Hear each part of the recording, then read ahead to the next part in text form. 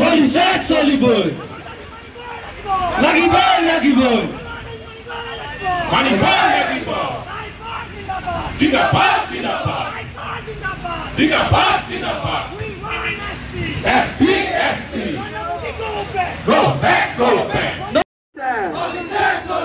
Stop stop family I am lonely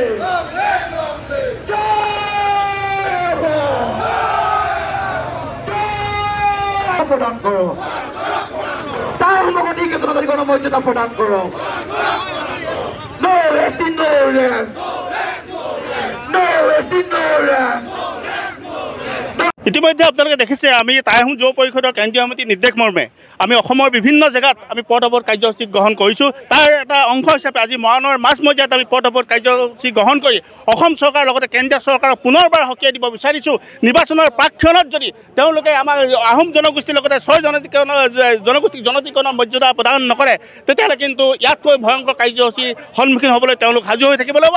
আগন্তুক যি নিৰ্বাচন আহিছে নিৰ্বাচনত তেওঁলোকক ৰাজনৈতিকভাৱে বাধা দিবৰ কাৰণে ৰাজনৈতিক যি চক্ৰ আমি আহোম ভোটাৰসকলৰ মাজত কেনেদৰে তেওঁলোকৰ বিৰুদ্ধে বিৰুদ্ধাচৰণ কৰিব পৰা যায় তেওঁলোকৰ ভোট বেংকবিলাক ভাঙিব পৰা যায় এই কৌশলবিলাক আমি অৱলম্বন কৰিম।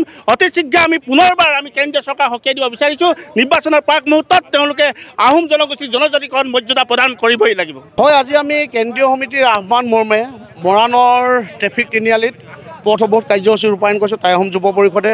আমাৰ এই কাৰ্যসূচী ৰূপায়ণ কৰা মূলতঃ হ'ল 2014 চনৰ নিৰ্বাচনৰ প্ৰাক্ষণত যেতিয়া নৰেন্দ্ৰ মোদী ডাঙৰীয়া অসমলৈ আহিছিল তেওঁ বিভিন্ন সভাসমূহত কৈছিল টাই আহোমকে ধৰি 6 জনগোষ্ঠীক ছমাহৰ ভিতৰত জনজাতিকৰণৰ মৰ্যাদা প্ৰদান কৰিব। আজি প্ৰায় 10 বছৰ উকলিবলৈ হ'ল সেই প্ৰতিশ্ৰুতি হৈ ৰৈছে।